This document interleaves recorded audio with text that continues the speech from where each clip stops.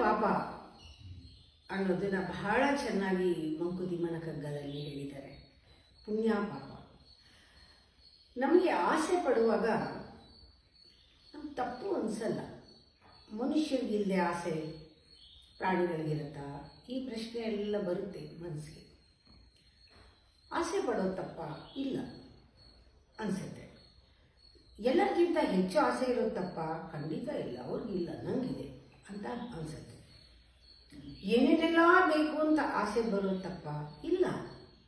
ಎಷ್ಟು ಆಸೆ ಇಟ್ಕೊಂಡ್ರೆ ಅಷ್ಟು ಜೀವನದಲ್ಲಿ ಕೆಲಸ ಮಾಡೋಣ ಅನಿಸುತ್ತೆ, ಸ್ಫೂರ್ತಿ ಬರುತ್ತೆ. ಮನುಷ್ಯನಿಗೆ ಆಸೆ ಇರಬೇಕು, ಪ್ರಪಂಚನೇ ಗೆಲ್ಲೋ ಆಸೆ ಇರಬೇಕು. ಅಲೆಕ್ಸಾಂಡರ್ ಥರ ಎಲ್ಲ ನನಗೆ ಬೇಕು ಅನ್ನೋ ಆಸೆ ತಪ್ಪಿಲ್ಲ ಅಂತ ಅನಿಸುತ್ತೆ. ಇದೇ ಥರನೇ ನಾವು ಎಷ್ಟೋ ಜನ್ಮಗಳಿಂದ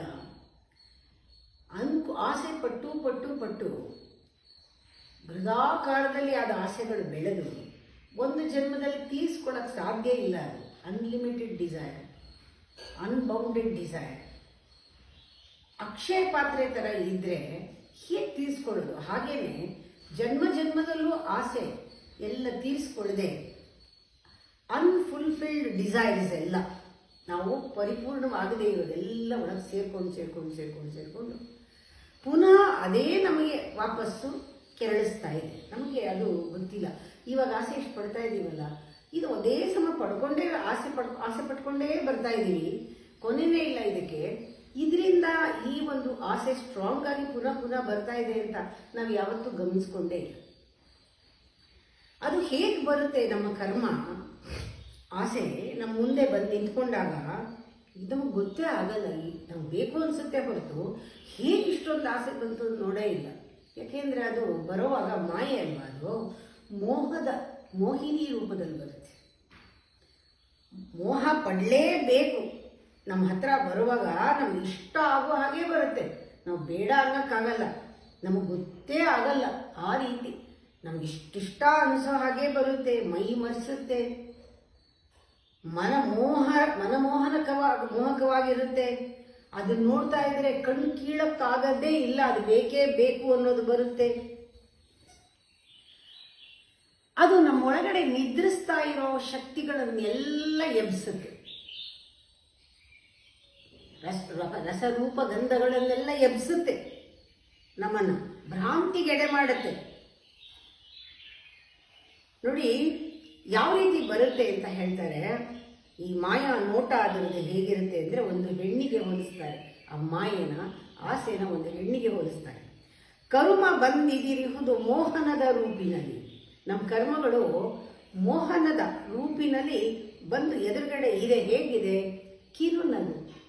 ಯಾರು ಬೇಡ ಒಂದು ಹೆಣ್ಣು ನಗೋದು? ಕಿರುನಗು, ಕುಡಿ ನೋಟ, ಇದನ್ನು ಬೇಡ ಅನ್ನೋಕ್ಕಾಗತ್ತಾ?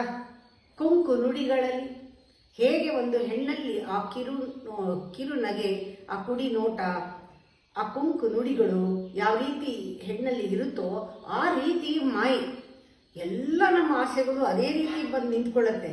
ನಮ್ಮನ್ನು ಕರೆಯುತ್ತೆ, ಬಾ ಬಾ ಅಂತ. ಹತ್ರ ಹೋದರೆ ತಳ್ಳುತ್ತೆ. ಆ ಕರೆಸಿ ಒಳಗೆ ನಮ್ಮನ್ನ ತಳ್ಳಿ ಎಳೆದು ತಬ್ಕೊಂಡು ಒಳಗಡೆ ಕಿಚ್ಚಿಡುತ್ತೆ.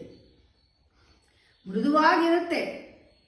ಇದು ತರಳತೆ. ಅದೇನು ತಂತ್ರ? ಅದು ಮಾಯೆ ತಂತ್ರ. ಮಂಕುತಿಮ್ಮ, ಕರುಮ ಬಂದಿದಿರುವುದು ಮೋಹನದ ರೂಪಿನಲ್ಲಿ ಕಿರುನಗುವು ಕುಡಿ ನೋಟ ಕುಂಕು ನುಡಿಗಳಲ್ಲಿ ಕರೆದು ತಳ್ಳುವ ತಳ್ಕರಿಸಿ ಒಳದೊಳಗೆ ಕಿಚ್ಚಿಡುವ. ಕರೆದು ತಳ್ಳುವ ತಳ್ಕರಿಸಿ ಒಳಗೊಳಗೆ ಕಿಚ್ಚಿಡುವ ತರಳತೆ ಇದೇನು ತಂತ್ರ ಮಂಕುತಿಮ್ಮ. ಈ ಮೃದುತ್ವದಲ್ಲಿ ಬಂದು ನಮ್ಮನ್ನು ಆಕರ್ಷಿಸುತ್ತೆ. ಯಾರು ಬೇಡ ಅನ್ನೋಕ್ಕಾಗತ್ತೆ? ನಾವು ಬೀಳ್ತೀವಿ. ನಮ್ಮ ಒಳಗಡೆ ಇರೋ ಆಸೆಗಳನ್ನು ಅದು ಕೆದಕತ್ತೆ. ಇದು ನಮಗೆ ಗೊತ್ತೇ ಆಗಲ್ಲ. ಇದೇ ನಮಗೆ ಮೃತ್ಯು ಅಂತ ಗೊತ್ತಾಗಲ್ಲ. ಯಾವ್ಯಾವ ಥರ ಬರುತ್ತೆ? ಮೋಹದಲ್ಲಿ ಬರುತ್ತೆ. ವಸ್ತುಗಳಲ್ಲಿ ಎಷ್ಟೋ ವಿಷಯಗಳನ್ನು ಕೇಳಿದ್ರೆ ಖುಷಿ, ಎಷ್ಟೋ ವಸ್ತುಗಳನ್ನು ನೋಡಿದ್ರೆ ಖುಷಿ, ಪಡ್ಕೊಂಡ್ರೆ ಇನ್ನೂ ಖುಷಿ, ತಿಂದರೆ ಇನ್ನೂ ಖುಷಿ, ನಂದನ್ನಾಗಿ ಮಾಡಿಕೊಂಡ್ರೆ ಇನ್ನೂ ಖುಷಿ. ವ್ಯಕ್ತಿಗಳು ನನ್ನವರಾಗಬೇಕು, ಅವರು ನನಗೆ ಬೇಕಾದವರು ಆಗಬೇಕು, ನನ್ನ ಹತ್ತಿರದವ್ರು ಆಗಬೇಕು, ನನ್ನ ಇಷ್ಟ ಬಂದವರು, ನನಗೆ ಬಿಟ್ಟು ಬೇರೆ ಯಾರ ಮಾತು ಕೇಳಬಾರ್ದು, ನನ್ನ ಗಂಡ ಹಾಗೆ ನನ್ನ ಥರ ನನಗೆ ಬೇಕಾದಂಗೆ ಇರಬೇಕು ಅವನು. ಮಕ್ಕಳು ವ್ಯಾಮೋಹ, ಸ್ನೇಹ ವ್ಯಾಮೋಹ, ಯಾವ ಥರ ಬರುತ್ತೆ, ಮೋಹಿನಿ ಥರ ಬರುತ್ತೆ. ಇವೆಲ್ಲವೂ ಕೂಡ ಮೃತ್ಯು. ಅದು ಗಂಡನ ಮೋಹ, ಮಕ್ಕಳ ಮೋಹ, ಸ್ನೇಹರ ಮೋಹ, ಗುರು ಮೋಹ, ಎಲ್ಲವೂ ಮೃತ್ಯು.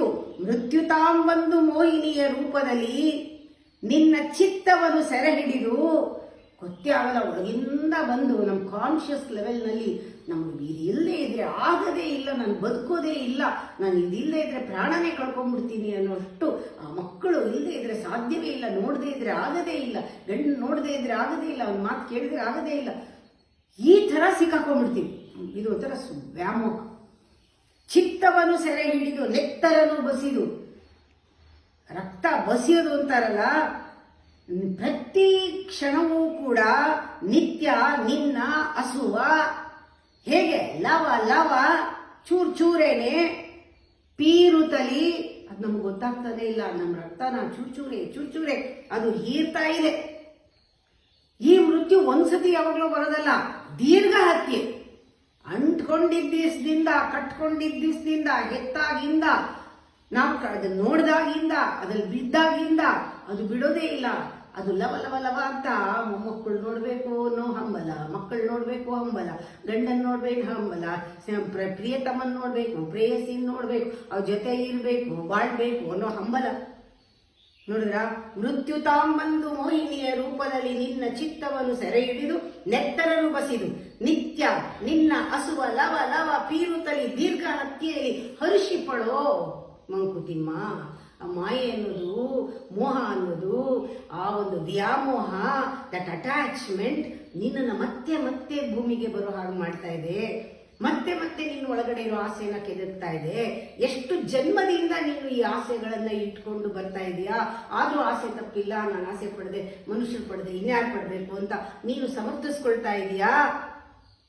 ಯಮಶೂಲ ವಾಸಿ ಕ್ಷಣದಲ್ಲಿ ಪೂರ್ತಿಯಾಗಿ ಕೊಂದು ಬಿಡತ್ತೆ. ಆದ್ರೆ ಇದು ಯಮಶೂಲಕ್ಕಿಂತ ಅದು ಬಹಳ ನೊಂದು ಬರುತ್ತೆ. ಯಾಕೆಂದ್ರೆ ಕ್ಷಣ ಕ್ಷಣ ಕೊಲ್ಲುವುದು ಈ ಮೋಹದ ಮಮತೆ. ಕ್ಷಣವೊಂದರೊಳೆ ಪೂರ್ತಿ ಕೊಲ್ಲುವುದು ಯಮಶೂಲ, ಕ್ಷಣ ಅನುಕ್ಷಣವು ಕೊಲ್ಲುವು ಮೋಹ ಮಮತೆ.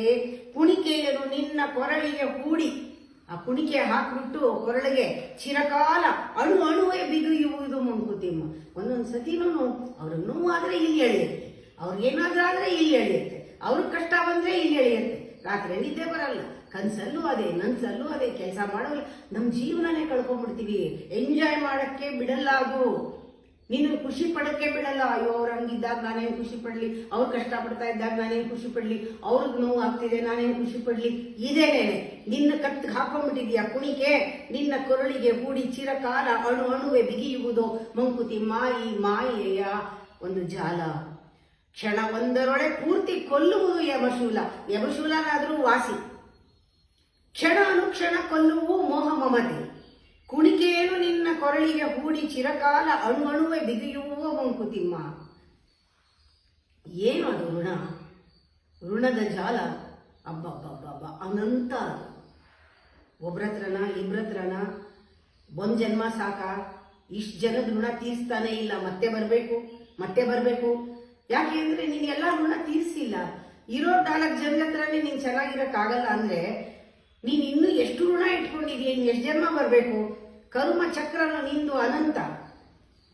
ಜನ್ಮದ ಕತೆ ಲಿಂಕ್ ತರ ಅದು, ತಂತುಗಳು ಅನಂತ. ಒಂದು ಲಿಂಕ್ ಮುಗಿದಿರೋದು, ಇದು ಯಾವುದೋ ರೂಪದಲ್ಲಿ ಇವತ್ತು ಬರ್ತಾರೆ, ನಿನ್ನ ಹತ್ರ ಮಾಡಿಸ್ಕೊತಾರೆ, ನೀನ್ ಮಾಡ್ತೀಯ, ಮುಗಿದೋಯ್ತಾ? ಇಲ್ಲ, ಹಿಂದೆ ಜನ್ಮದಲ್ಲಿ ಯಾವುದೋ ಮಾಡಿಸ್ಕೊಂಡಿರ್ತೀಯ, ಇವಾಗ ಮಾಡ್ತಾ ಇರ್ತೀಯ. ಆ ತಂತು, ಆ ಲಿಂಕ್ ಇದೆಯಲ್ಲ, ಅದು ಕೂಡ ಅನಂತ ತಂತುಗಳು, ಅನವರತ. ಹೇಗೆ ಕಾಣಿಸುತ್ತೆ? ನಮ್ಗೆ ಹೊಸದಾಗಿ ಸಿಕ್ಕಿದಾರೇನೋ, ಹೊಸದಾಗಿ ಪರಿಚಯ ಇಲ್ಲ, ಹೊಸ ಪರಿಚಯ ಅಲ್ಲ ಅದು. ಯಾವುದೋ ಜನ್ಮದಲ್ಲಿ ಮಾಡ್ಬೇಕಾಗಿದ್ದು ಇವಾಗ ಮಾಡ್ತಾ ಇದೀಯಾ, ಯಾವುದೋ ಜನ್ಮದಲ್ಲಿ ತಿಂತಿದ್ಯಾ, ಇವತ್ತು ನೀನು ಅವ್ರಿಗೆ ಕೊಡ್ತಾ ಇದೀಯಾ, ಯಾವುದೋ ಜನ್ಮದಲ್ಲಿ ಇಸ್ಕೊಂಡಿದ್ಯಾ, ಅವ್ರಿಗೆ ಕೊಡ್ತಾ ಇದೀಯಾ, ಅಥವಾ ಕೊಟ್ಟಿಲ್ಲ ಇಸ್ಕೊತಾ, ಏನೋ ಒಂದು ಇದ್ದೇ ಇದೆ. ಅದು ವಸ್ತು ಅಂತ ಕಾಣಿಸುತ್ತೆ, ಅದು ಹೊಸತರ ಕಾಣಿಸುತ್ತೆ. ಅನವರತ ನೂತವಿದೆ ಎನಿಪ ವಿಶ್ವದ ತಂತ್ರ. ಹೊಸದೇನೋ ಇದು ಬ್ರಹ್ಮನಿಗೆ, ಪರಬ್ರಹ್ಮನಿಗೆ ವಿನೋದ. ಅವನ್ ಖುಷಿ, ಇದು ಅವನ್ ಖುಷಿ ಆಟ ನಮ್ಮನ್ನ ಆಡಿಸ್ತಾ ಇರೋದು.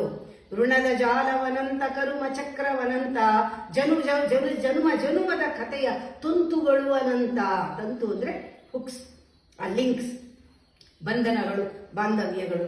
ಏನೋ ಹೊಸಬರು ಸಿಕ್ಕರು ಅನ್ಕೋತೀವಿ, ಇಲ್ಲ, ನಿಮ್ಗೆ ತುಡಿತಾ ಇರೋದು, ಎಳಿತಾ ಇರೋದು. ಯಾಕೆಂದ್ರೆ ಹೋದ ಜನ್ಮದವ್ರದವರು, ಅದಕ್ಕೆ ಆ ಕಡೆ ಬರ್ತೀನಿ ಬರ್ತೀನಿ ಅಂತಿರ್ತಾರೆ. ಹೆದ್ರು ನೀನು ಆ ಕಡೆ ಎಳಿತಾ ಇರ್ತೀವಿ, ಇದು ಬಂದಿಲ್ವಲ್ಲ, ಬರ್ತೀನಿ ಇದೆಲ್ಲ ಅವ್ರು ನೋಡ್ಬೇಕಲ್ಲ, ಅವ್ರು ಹೆಂಗಿದ್ದಾರೆ, ಅವ್ರ ಜೊತೆ ಹೋಗ್ಬೇಕಲ್ಲ, ಹೊಸ ನೋಡೋಣ, ಇದು ಬೇಡ ಇನ್ನೊಂದು ನೋಡೋಣ. ಇಲ್ಲ, ಇದೇ ತೀರ್ಸಿಲ್ಲ, ಇನ್ನೆಲ್ಲ ಹೋಗ್ತೀಯಾ? ಇಲ್ಲೇ ಪೂರ್ತಿ ಆಗಿಲ್ಲ ನಿನ್ ಕತೆ. ಹಿಂದಿನ ಕತೆ ಮುಗಿದೆ ಇದ್ರೆ ಇಲ್ಲಿ ಬಂದಿದೆ, ಇದನ್ನು ಬಿಡ್ತೀಯ. ಎಲ್ಲ ಕಡೆನೂ ಚೂರು ಚೂರು ಬಿಟ್ಕೊಂಡು ಹೋದ್ರೆ ಮತ್ತೆ ಬರ್ಬೇಕಾಗತ್ತೆ. ಅನವರತ ನೂತನವಿದೆ ಎನಿಪ ವಿಶ್ವದ ತಂತ್ರ, ಬಿನದ ಪರ ಬೊಮ್ಮನಿಗೆ, ಬಿನದ ಅಂದ್ರೆ ವಿನೋದ, ಬಿನದ ಪರ ಬೊಮ್ಮನಿಗೆ ಮಂಕುತಿಮ್ಮ. ನಾವು ಏನ್ ಮಾಡ್ತೀವಿ, ನಾವು ಬೇರೆಯವ್ರು ನೋಡ್ಕೋತೀವಿ, ಅಯ್ಯೋ ಅವ್ರು ನೋಡಿ ಪುಣ್ಯವಂತರು ಅಂತ. ಯಾಕೆ ಅವ್ರು ನೋಡಿ ಹಲಗ್ತೀವಿ, ನಾನು ಪುಣ್ಯ ಮಾಡಿದ ಪಾಪಿಷ್ಟೇ ಅಂತ.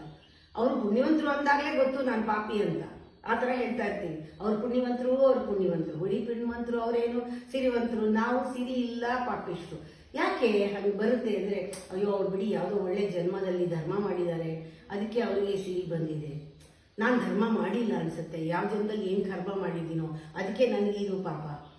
ಅದಕ್ಕೆ ನಾನು ಇವಾಗ ಈ ಜನ್ಮದಲ್ಲಿ ನಾನು ಅವ್ರ ಥರ ಆಗಬೇಕಾದ್ರೆ, ಮುಂದಿನ ಜನ್ಮದಲ್ಲಿ ಅವ್ರ ಥರ ಖುಷಿಯಾಗಿರ್ಬೇಕಾದ್ರೆ, ಅವ್ರ ಥರ ಕಾರು ಬಂಗ್ಲೆ ಮಾಡಬೇಕಾದ್ರೆ ನಾನು ಇವಾಗ ಧರ್ಮ ಮಾಡಬೇಕು.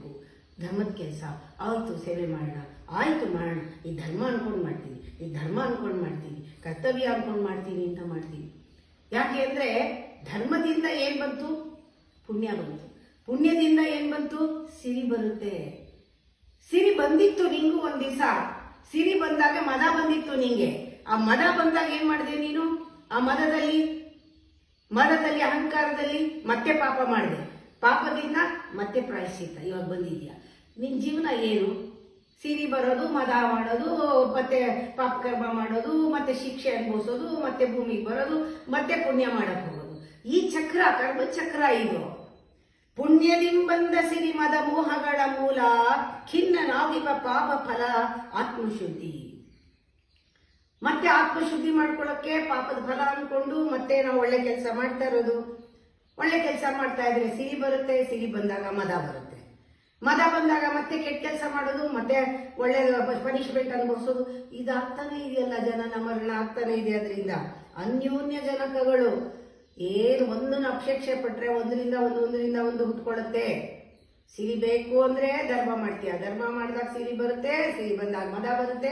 ಅನ್ಯೋನ್ಯ ಜನಕ ಒಂದರಿಂದ ಒಂದು ಹುಟ್ಕೊಳ್ಳುತ್ತೆ. ಪುಣ್ಯ ಮತ್ತು ಪಾಪ ಅದೆರಡು ಬೇರೆ ಅಲ್ಲ. ಪಾಪ ಮಾಡಿ ಪುಣ್ಯ ಮಾಡ್ತೀಯ, ಪುಣ್ಯ ಮಾಡಿದ್ದಕ್ಕೊಂದು ಪಾಪ ಮಾಡ್ತೀಯ. ಪಾಪ ಪುಣ್ಯ ಎರಡೂ ಕೂಡ ಅನ್ಯೋನ್ಯ ಜನಕಗಳು. ಧನ್ಯನು ಉಭಯವ ಮೀರೆ ಮಂಕುತಿಮ್ಮ. ಯಾರು ಧನ್ಯ, ಯಾರು ವಿವೇಕಿಯೋ ಅವನು ಪಾಪ ಪುಣ್ಯವನ್ನು ಮೀರಿ, ಧರ್ಮಕರ್ಮವನ್ನು ಮೀರಿ ಅಧಿಧರ್ಮದಲ್ಲಿದ್ದು ಅವನು ಇದಕ್ಕೂ ಅದಕ್ಕೂ ಅಂಟ್ಕೊಂಡೆ ಇವಾಗ ಏನಿದೆಯೋ ಅದರಲ್ಲಿ ಅವನು ಇರ್ತಾನೆ. ಅವನ ಆಸೆಗಳು ಅವನಿಗೆ ಗೊತ್ತು, ಅವನಿಗೆ ಬರ್ತಾ ಇರೋದು ಮೋಹ, ಇದರ ಅಂಟಿಸ್ಕೋಬಾರ್ದು, ಇಲ್ಲಿಗೆ ಬಿಡಬೇಕು ಅಂತ. ಇದೇ ಪುಣ್ಯ ಪಾಪ ಮಂಕುತಿಮ್ಮನ ಕಗ್ಗದಲ್ಲಿ ಬಹಳ ಚೆನ್ನಾಗಿ 4 ಶ್ಲೋಕದಲ್ಲಿ ಹೇಳ್ಬಿಟ್ಟಿದ್ದಾರೆ.